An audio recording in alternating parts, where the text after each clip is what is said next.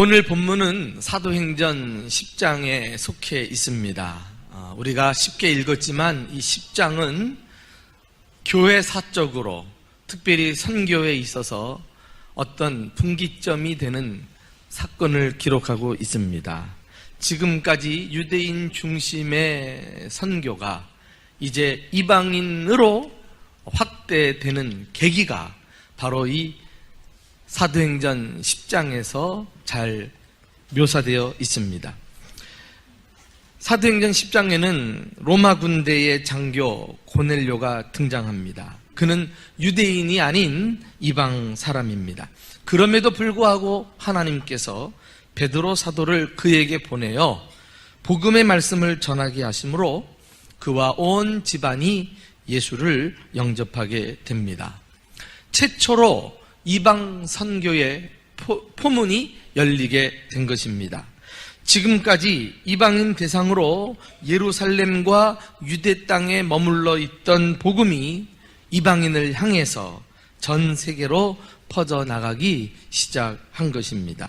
이 엄청난 분기점이 되는 역사적 사건은 베드로의 의식 전환에서부터 비롯된 것을 볼 수 있습니다. 하나님께서 그의 생각을 확 뒤집어 바꾸어 놓으신 것입니다. 어떻게 해요? 환상을 통해서 베드로에게 하나님의 뜻을 나타내 보이셨습니다. 때는 낮 12시 정오, 베드로가 기도하기 위해 지붕에 올라갔다가 환상을 본 것입니다. 자, 어떤 환상입니까? 우리가 한번 직접 읽어보실까요? 11절, 12절입니다. 자, 시작. 하늘이 열리며 한 그릇이 내려오는 것을 보니 큰 보자기 같고 내 귀를 메어 땅에 들이웠더라. 그 안에는 땅에 각종 네 발 가진 짐승과 기는 것과 공중에 나는 것들이 있더라. 자, 충분히 상상이 되시죠? 자, 보자기 같은 그릇이 하늘로부터 내려오는데 그 안에는 각종 짐승들이 놓여 있었어요. 그리고 그것들을 두고 하나님과 베드로 사이에 대화가 오고 갑니다. 베드로야, 일어나 잡아먹어라. 주여, 그럴 수 없나이다. 나는 부정하고 깨끗하지 않은 것을 결코 먹지 않았나이다. 하나님이 깨끗하게 하신 것을 네가 부정하겠다 하지 말라. 그러니 잡아먹으라는 말씀 아니겠어요? 이 환상에는 어떤 종류의 짐승들이 들어가 있는지 구체적으로 이름들은 나오지 않지만은 베드로가 부정하고 또 깨끗하지 않다라고 말한 것을 보아서 구약 율법, 특별히 레위기 11장 같은 데는 하나님이 금하신 부정한 짐승의 목록이 나오거든요. 새김질을 하지 않는 돼지라던가 아니면 땅에 기어다니는 도마뱀 같은 거, 그리고 또 날아다니지만은 독수리, 까마귀, 올빼미 등등 이런 구체적인 이름 목록이 나옵니다. 아마 그런 것들이 보자기 안에 담겨서 내려오지 않았을까요? 이 환상은 베드로에게 이방인을 구원하시려는 하나님의 뜻과 비전을 보여줍니다. 하나님은 이 환상을 통해서 당시 베드로를 비롯한 유대인들이 가지고 있던 선교에 대한 장벽을 무너뜨리기를 원하셨습니다. 선교에 대한 어떤 장벽을 가지고 있었을까요? 당시 유대인들의 마인드는 이방인들은 죄인이며 그리고 지옥의 땔감으로밖에 쓸모없는 그런 존재들이다, 무시하는 사상을 가지고 있었죠. 그리고 자신들은 하나님의 백성으로 하나님이 특별히 택하신 자들이요, 우리들만 구원받고 우리들만 의로운 자들이다. 그렇지만은 그건 껍데기고 속으로는 이방인들보다 더 못된 죄악으로 가득 차 있었던 것을 예수님이 이 땅에 오셔서 지적하신 것을 볼 수 있잖아요. 이 회칠한 무덤과 같은 자도라. 속에서는 시체 썩는 냄새가 나는데 겉만 번지르하게 치장하는도다. 이게 유대인들을 향한 예수님의 아주 적나라한 질타였거든요. 심지어 예수님이 승천하시고 약속하신 성령이 임했는데도 불구하고 이 제자들과 유대인들은 여전히 유대인 중심 마인드를 가지고 살고 있었던 것을 볼 수가 있습니다. 바로 이것이 예루살렘을 넘어 복음을 더 앞으로 나아가지 못하게 하는 큰 선교의 장벽이었던 것입니다. 그래서 하나님은 이 유대인 중심의 장벽을 무너뜨리기 위해서 이방인 고넬료를 등장시키고 또 베드로에게 환상을 보여주고 계신 것입니다. 여러분, 놀랍지 않습니까? 예수님의 지상명령을 받고 성령 충만한 능력까지 받았음에도 불구하고 베드로 같은 위대한 사도도 선교의 걸림돌이 될 수 있다는 사실을 말이에요. 성령의 역사를 거스리고 하나님의 뜻에 불순종하는 것이 다른 데 있는 것이 아닙니다. 바로 내 안에 있습니다. 그것이 바로 나의 고정관념일 수 있고 굳어진 어떤 관습과 편견일 수 있는 것입니다. 당시 베드로에게 있어서는 유대인 중심 마인드가 선교의 발목을 붙잡고 있었죠. 하나님은 이러한 그의 고정관념을 바꾸시기 위해서 보자기 환상을 통해 가지고 아예 시청각적으로 3번씩이나 그것도 똑같은 주제를 베드로와 끊임없이 대화를 나누시면서 그의 환상을, 그의 고정관념을 깨기를 원하셨습니다. 여기 3번씩이나 동일한 주제로 이야기를 나누었다 그러잖아요. 이것은 하나님이 포기하지 않고 끝까지 물고 늘어지는 집요함을 보여줘요.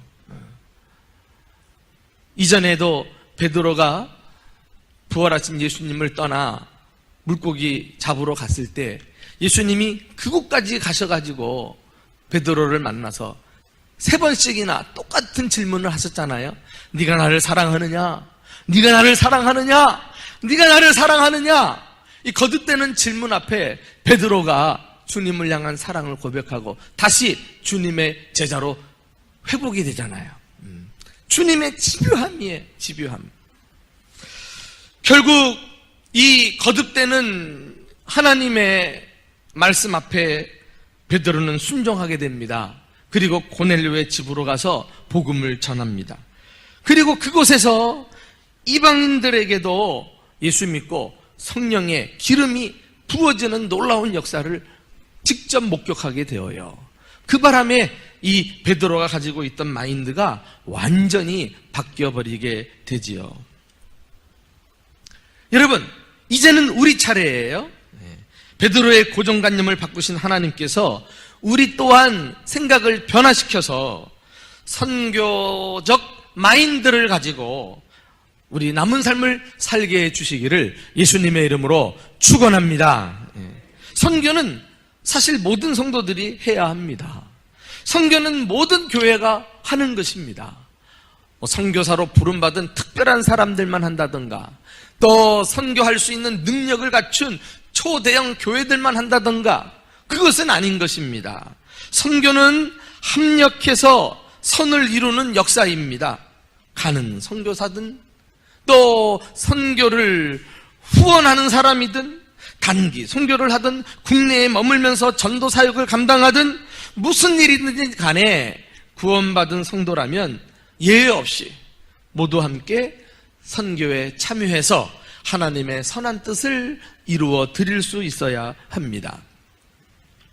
지난 10월 28일에는 우리 교회에 안덕준, 이안나 선교사 부부를 베트남으로 파송하는 선교사 파송식이 있었습니다.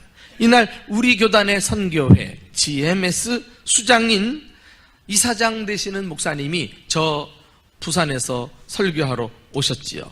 그리고 설교 전에 목양실에서 순서를 맡은 목사님들과 또 우리 교회 장로님들 저와 함께 담소를 나누고 있는데 놀라운 말씀을 하시는 거예요. 우리 교회 오기 전에 대전중부교회가 어떤 교회인지 선교사를 파송한 통계를 쭉 한번 검토를 해보았대요. 그리고서 깨달은 것은 우리 교단 소속 12,000여 개의 교회 중에서 선교사를 파송한 순위로 12번째라는 거 아니에요. 12번째. 놀라지도 않아요. 예. 여러분, 제가 이 말을 듣고 몹시 기뻤을까요? 아니면 슬퍼했을까요? 어땠을 것 같아요? 아직 제 마음을 모르시네. 야, 이게 교단의 현실인가? 장자교단이라고 그렇게 자부심을 갖더니 교회들마다 선교를 그렇게 등한히 해서 8가정, 15명 파송한 우리 교회가 12번째 교회로 그렇게 앞서 있다니, 이게 말이나 되는가? 내 귀가 믿어지질 않는 거예요. 아니, 우리보다 더 큰 교회, 많은 교회들이 얼마나 많이 있는데 지금 다 그런 교회들이 선교 안 하고 뭘 하고 있지? 놀랬어요. 하도 안타까운 마음에 우리 교회라도 계속해서 더욱 분발해야 되겠다, 이런 생각을 하게 되었습니다. 여러분은 예수님 믿고 선교 마인드를 갖고 사십니까? 우리 교회가 12번째 선교에 앞장서는 교회에 걸맞게 교회 차원에서만 말고 이제는 성도 한 분 한 분이 실제로 선교 마인드를 갖고 살 수 있기를 주님의 이름으로 축원합니다. 선교 마인드가 뭐예요? 선교 지향적 삶을 사는 거 아니에요? 선교 중심으로 삶을 풀어가는 거 아니겠어요? 선교 마인드를 가진 사람은 삶이 변화되어요. 첫째로 선교 마인드를 가지면 교회관이 바뀝니다. 선교와 관련해서 3가지 형태의 교회관을 우리는 발견할 수 있어요. 교회관이 뭐죠? 교회를 보는 안목, 교회를 보는 눈 아니겠어요? 교회를 어떻게 이해하는가? 첫 번째 교회관은 교회 빼기 선교라는 의식을 가지고 사는 겁니다. 이것은 선교하지 않는 교회의 대표적인 특성이라고 할 수 있어요. 선교에 대한 주님의 명령에 불순종할 뿐만 아니라 성도들의 의식 속에 아예 선교가 빠져 있어요. 이런 교회관을 가진 성도들은 활동 영역이 이렇게 교회 건물에 국한되어 있습니다. 그냥 교회에 모여가지고 예배드리고, 그리고 교제하고, 훈련받고, 조금 나으면은 밖으로 좀 구제하는 정도. 그러나 대부분이 교회 오고 가는 생활이 신앙생활인 줄 알아요. 그 바람에 시간이 지나면서 아주 작고 사소한 문제 가지고도 큰 것처럼 따가지 달려들어서 교회 안에 시끄러운 소리가 나고 분쟁이 일어나는 일들이 다반사예요. 왜 그래요? 주님은 교회를 세우실 때 교회에 능력을 주셨거든요. 선교하라고. 그런데 선교해야 할 그 힘을 밖으로 써먹지 못하고 안으로 모여가지고만 그 힘을 서로에게 향하여 사용하니까 다투고 분쟁하고 교회가 나누어지고 하는 일들이 한국 교회 안에 제법 많이 일어납니다. 또 2번째 교회관이 있어요. 그것은 교회 더하기 선교라는 의식을 가지고 사는 거예요. 이때 교회는 선교가 옵션입니다. 옵션. 해도 좋고 안 해도 좋고, 여건이 돼서 선교를 하면 좋고 안 해도 그만이라는 그런 생각을 가지고 살아가는 것입니다. 왜 이런 나태하고 아니란 생각을 가지고 있느냐면은 교회에 선교가 붙어버리니까 선교를 빼버려도 교회는 교회로서 그대로 남아있다고 생각하는 거예요. 그러나 사실상 선교하지 않는 교회, 선교가 빠진 교회는 앞서 말씀드린 대로 선교하지 않는 교회와 똑같습니다. 여건을 따지고 기회를 보다가는 아무 일도 일어나지 않고 결국은 시간 다 보내고 뒤를 돌아다 보면은 선교를 하지 않은 것을 깨닫게 됩니다. 너무 소극적이고 안일한 교회관이라고 할 수 있죠. 그런데 선교 마인드를 가진 사람들은 이런 교회관을 가지고 살아요. 교회는 선교다, 이런 거죠. 한번 따라합시다. 교회는 선교다. 네, 선교를 교회의 본질적인 사역으로 이해를 하는 것입니다. 선교를 빼놓고는 교회를 설명할 도리가 없어요. 그래서 교회를 가리켜 선교적 교회, 선교 지향적 공동체라는 말을 하는 것입니다. 교회가 곧 선교이기 때문에 선교를 하지 않으면 교회는 교회로서 존립할 이유가 없는 것이죠. 진정한 교회라고 볼 수가 없는 것입니다. 그렇습니다. 교회는 처음부터 선교 그 자체이고 선교를 위해 존재합니다. 교인이 적을 때는 선교하지 못하고 교인이 많아야 선교한다느니, 아니면 역사가 짧으면 선교하지 못하고 역사가 제법 오래돼가지고 교회가 좀 이렇게 여러 가지 것들을 갖추고 있어야 그것 가지고 선교한다, 이런 이야기도 합니다만은, 진정한 선교적 마인드를 가지고 있는 사람들에게는 이런 말이 성립이 안 돼요. 두세 사람이 예수님의 이름으로 모여서 교회를 시작했을 때 이미 그 교회는 선교를 위해서 존재하는 것이고, 선교를 위해 첫발을 내딛은 것이고, 선교를 위해서 헌신하기로 작정하고 사람들이 모여든 것이라는 사실을 우리는 알아야 되겠습니다. 그게 교회예요. 최근에 우리가 세종시에 분립개척한 세종중부교회 하우진 목사님을 만났어요. 그리고 제가 꼭 해드리고 싶었던 거, 별로 관여를 안 하거든요. 전혀 안 해요. 그런데 그 교회가 나아갈 굵직굵직한 방향은 함께 고민하면서 나눌 수 있잖아요. 그래서 내가 꼭 해주고 싶었던 마음속에 있는 내용을 한번 당부를 했어요. 그것은 다름이 아니라 빠른 시일 내에 선교사를 꼭 파송하는 교회가 되기를 바랍니다. 그러니까 목회 계획 중에 항상 선교사 파송한다는 것을 염두에 두고 미리미리 성도들과 나누고 교육시키고, 그래서 준비해 나가시기 바랍니다. 내가 그 이야기를 전했어요. 그래야 선교가 교회의 정신이 되고, 우리 교회가 세종시에 존재하는 이유가 세종시를 비롯해서 세계 열방에 하나님의 복음을 확산시키는 데 있다는 사실을 성도들이 깨닫고 합심해서 신앙생활을 해나갈 수 있기 때문에 그렇습니다. 저는 세종중부교회가 충분히 그런 교회가 될 수 있다고 확신해요. 이미 한 반년도 채 되지 않았는데도 지금 장년만 30명이 넘고 아이들까지 하면 50명 되는 이런 공동체를 이루고 있거든요. 제법 재밌게 활기차게 교회 생활을 해나가는 것을 보면서 야, 참 감사하다, 고맙다, 보람을 느낍니다.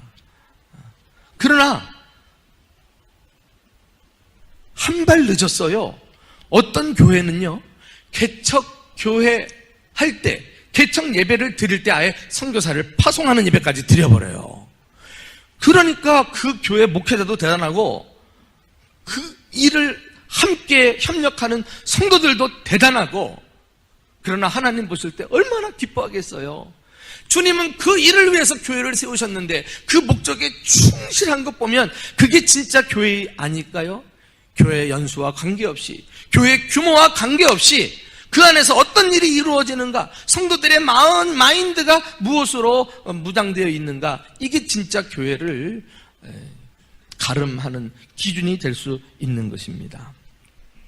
사랑하는 교회 여러분, 지금까지도 우리 교회는 성도들과 함께 마음을 모아서 참 대전에서 그래도 앞서가는 선교하는 교회로 소문이 나 있는데, 이제 구체적으로 여러분들 한 사람 한 사람이 교회는 선교다, 교회의 본질적 사명은 선교하는 것이다 라는 의식으로 무장해서 우리는 이 방향으로 마음을 모으고, 그리고 눈이 오나 비가 오나 교회가 부해지나 가난하게 되지나 우리 사명에 충성하고 주님의 뜻을 이루는 건강한 교회, 주님이 기뻐하시는 교회 될 수 있기를 예수님의 이름으로 축원합니다.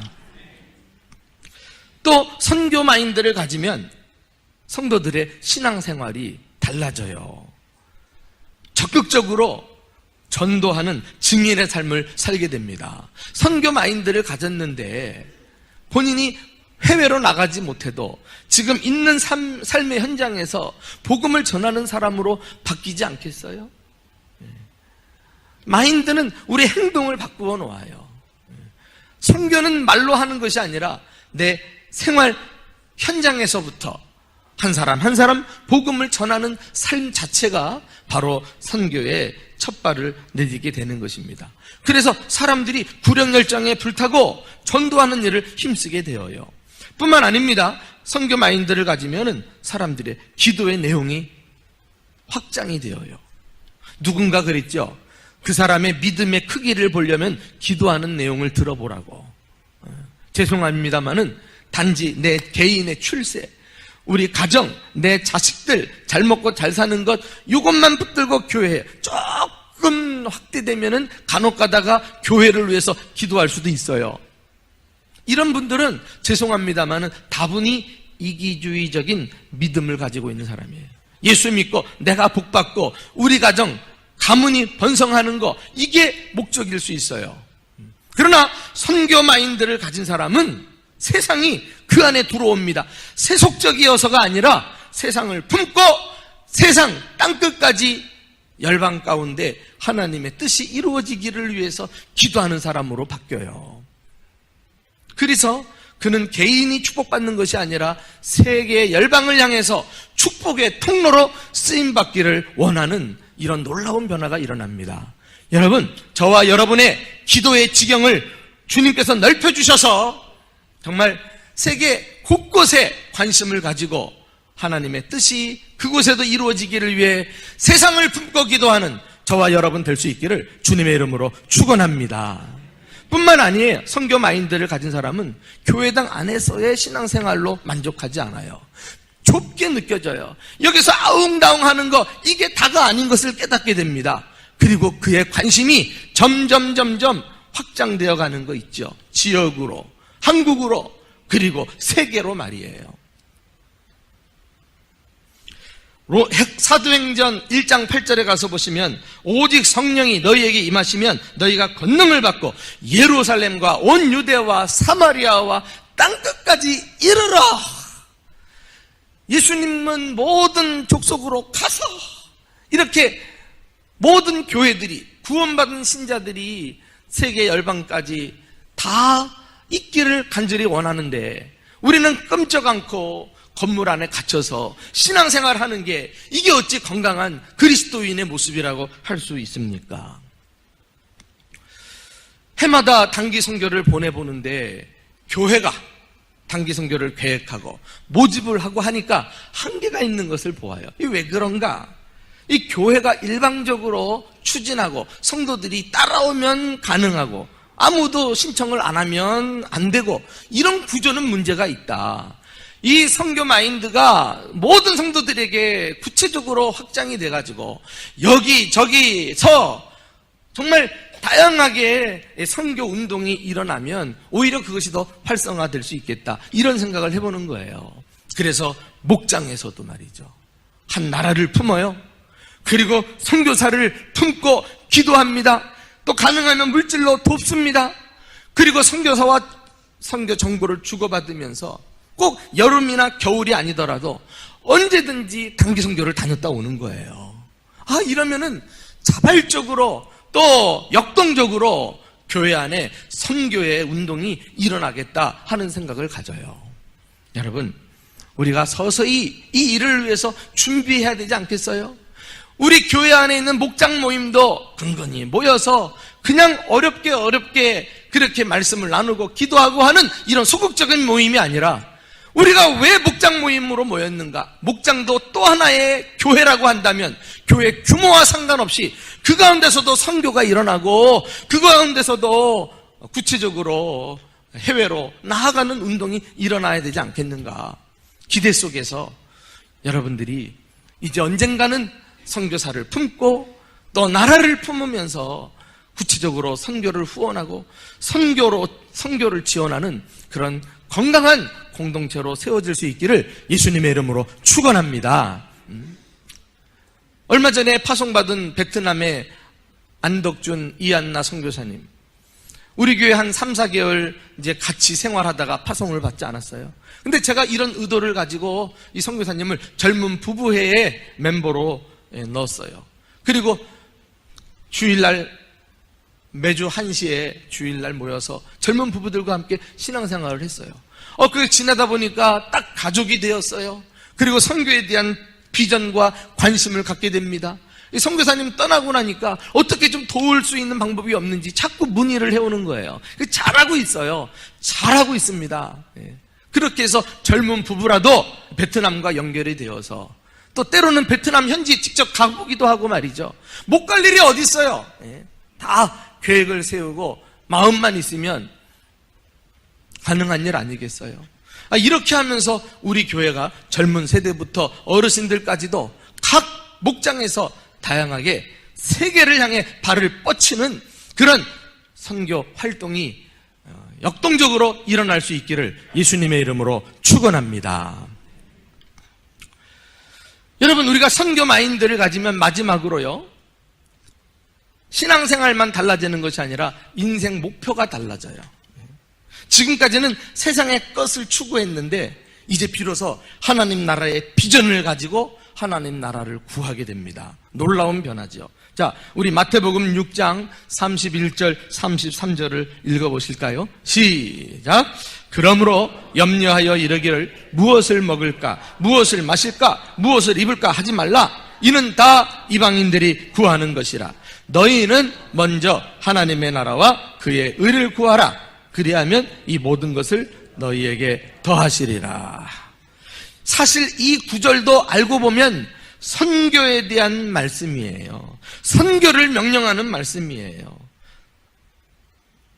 우리가 땅끝까지 선교하는 궁극적인 목적은 이 땅에서 사탄의 왕국을 물리치고 하나님이 통치하시는 그의 나라를 세우기 위한 것 아니겠어요? 여러분, 저는 우리 대전중부교회 목회자로 부름받았습니다마는 단지 이곳에서 교회를 세우는 목회자가 되기를 원치 않습니다. 저는 여러분들과 함께 하나님의 나라를 세우는 우리 교회가 될 수 있기를 예수님의 이름으로 축원합니다. 교회는 이미 예수님이 세워놓으셨잖아요. 뭐 하라고? 선교 마인드를 가지고 땅끝까지 나아가라고. 그래서 하나님의 나라를 어찌든지 확장하라고. 이 주님의 부르심에 우리가 성실히 응답하며 살아야 하지 않을까요? 내가 이 정도 말씀을 드리면은요, 사실 어느 교회든지 선교라는 메시지가 매우 무미건조하고 성도들을 딱딱하게 마음을 닫게 만드는 주제예요. 가장 중요함에도 불구하고. 그래서 요즘처럼 참 살기 어렵고 또 팍팍하고 경제적으로도 참 위기가 찾아온다고 하는데 좀 어떻게 좀 복을 받을 수 있는 말씀, 좀 우리에게 힘을 실어주는 말씀, 축복의 말씀 전해주면 얼마나 좋을까? 이런 기대해가지고 오신 분들에게는 이 말씀이 너무 힘드실 수 있어요. 그러나 여러분, 가만히 이 말씀 보면은요, 이 말씀이야말로 축복의 메시지라는 거 아세요? 너희는 먼저 하나님의 나라와 그의 의를 구하라. 그리하면 이 모든 것을 너희에게 더하여 주시리라. 할렐루야. 여러분, 이 모든 게 뭐예요? 이방 사람들이 하나님 없이 이 땅에서 구하는 거 아니겠어요? 의식주 문제, 무엇을 먹을까 마실까, 어떻게 하면 잘 먹고 잘 살까 하는 거. 그런데 선교 마인드를 딱 갖게 되면은 하나님 나라 비전을 가지고 살면서 주님의 나라 확장을 위해 헌신하게 되면 주님이 이 땅에서 우리의 필요를 채우시고 공급하시고 주님이 책임져 주실 것을 약속하신 줄 믿으시기 바랍니다. 이게 축복의 메시지 아닐까요? 이게 우리 난관을 돌파하고 위기를 헤쳐나가는 지름길이 아닐까요?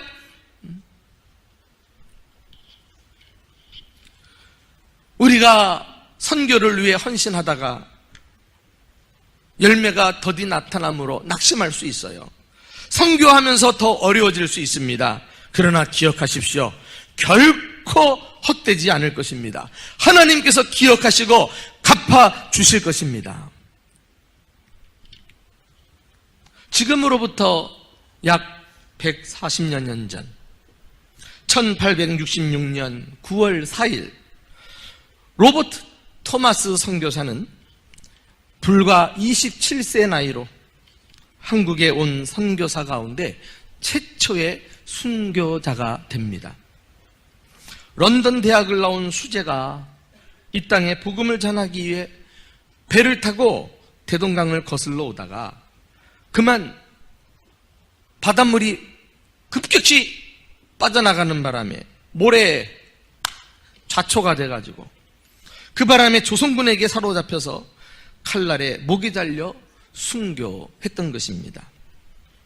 우리는 이런 토마스 선교사의 삶이 헛되다고 감히 말할 수 없어요. 한 사람도 전도하지도 못하고 젊은 나이에 이 땅을 밟자마자 목이 달아났다고 그의 선교가 헛수고한 일이라고 함부로 판단할 수 없습니다. 왜 그런가요?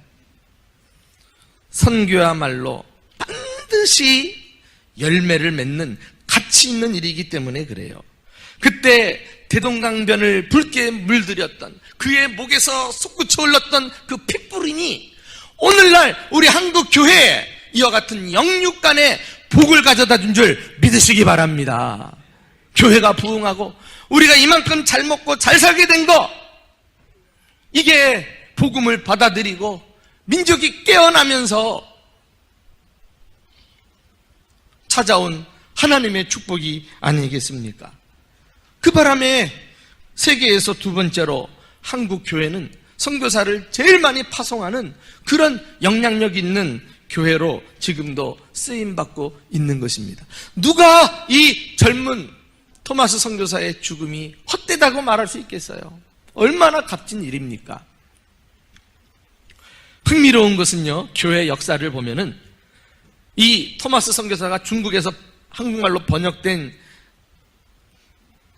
우리나라 성경책을 가지고 품에 간직하고 들어왔거든요. 붙잡히고 목이 잘리려는 순간에 성경책을 꺼내서 자기 목을 베려던 사람 박충건이라는 사람에게, 병졸에게 성경책을 건네줘요. 그리고 이제 목이 잘려 죽습니다. 그 이후에 어떻게 된 줄 알아요? 이 박충건이라는 병졸이 교회 전도사가 된 줄 믿으시기 바랍니다. 하나님이 하시는 일은요, 놀라워요. 헨리 아펜셀러 선교사는 1885년 부활절에 한국에 첫 발을 내딘 최초의 감리교 선교사예요. 그는 우리가 잘 아는 서울의 정동제일교회를 비롯해서 많은 교회들을 세웁니다. 교육 사업에도 매진해서 배제 학당을 세워서 수많은 인재들을 길러내잖아요. 1902년 그가 44세가 되던 해에 인천 제물포에서 출발해가지고 전라남도 목포로 가던 중에 그가 탄 배가요, 충남 보령시에 그 앞에 어청도가 있다고 해요. 어청도 앞바다에서 일본 배들이 서로 그냥 충돌하는 바람에 선교사가 탄 배가 침몰하게 됩니다. 그래서 물에 빠져 익사를 해요. 익사를. 지금도 서울 양화진에 가시면 선교사 묘지가 있는데 거기에 아펜셀라 묘지가 있어요. 근데 진짜 묘가 아니라 가묘입니다. 가묘. 그의 시신은 아직 찾아내지 못하고 어청도 바다 밑에 있을 것으로 추정하고 있습니다. 그렇다고 그의 삶이 어땠을까요? 그가 이 땅에 찾아와 선교했던 일들이 무의미하게 다 수포로 돌아갔습니까? 그 선교사의 희생으로 교회는 말할 것도 없이 교육 사업에도 얼마나 많은 발전이 우리 한국에 이루어졌습니까? 나는 오늘 선교 주일 예배를 드리면서 우리 모든 교우들이 다시 한번 선교의 사명을 자각하고 선교 마인드로 무장하는 그런 교회가 될 수 있기를 주님의 이름으로 축원합니다. 지금까지 우리가 파송한 선교사님들의 헌신과 희생이 결코 헛되지 않을 거예요. 주님은 일하시고 계셔요. 각 나라 가운데 하나님의 나라를 확장시켜 가고 계셔요. 뿐만 아니라 우리가 그들을 보내놓고 26년 전부터 선교사들을 위해 물질과 기도로 후원을 아끼지 않았던 우리 사랑하는 성도 여러분, 한 분 한 분의 헌신도 헛되지 않을 줄로 믿습니다. 나는 이 기회에 우리 파송 선교사님들의 이름을 불러보고 싶어요. 8가정, 15명의 그 아름다운 이름들 말이에요. 싱가포르와 태국의 김정배, 이명국 선교사님, 몽골의 이종현 선교사님, 태국 방콕의 윤명호, 최수옥 선교사님, 중국과 북한의 정갈렙, 이사라 선교사님, 인도네시아의 성경 번역 선교사 조나단 김은샘 선교사님, 몽골의 버여 촐롱책책 현지인 선교사님, 일본 니카타의 박충국 김은영 선교사님, 그리고 최근에 베트남 호치민의 안덕준 이안나 선교사님, 이 외에도 9분의 협력 선교사님이 우리의 후원을 받고 열심히 사역을 하고 계십니다. 나는 지금껏 정말 불평 없이 교회가 하는 일에 마음을 담아 물질과 기도로 헌신한 여러분들에게 이 말씀을 소개하고 메시지를 닫고 싶어요. 자, 우리 고린도전서 15장 58절 말씀 다 같이 한 목소리로 읽어보실까요? 시작. 그러므로 내 사랑하는 형제들아, 견실하며 흔들리지 말고 항상 주의 일에 더욱 힘쓰는 자들이 되라. 이는 너희 수고가 주 안에서 헛되지 않은 줄을 알미니라. 하나님의 이 위로의 말씀을 붙들고 우리는 또 새해를 향해 힘차게 세상으로 뻗어나가기를 소원합니다. 성도들마다 선교 마인드로 무장해서 무슨 일이 있어도 주님의 지상 명령을 완수하는 건강한 교회, 위대하고 영광스러운 교회가 될 수 있기를 예수님의 이름으로 축원합니다.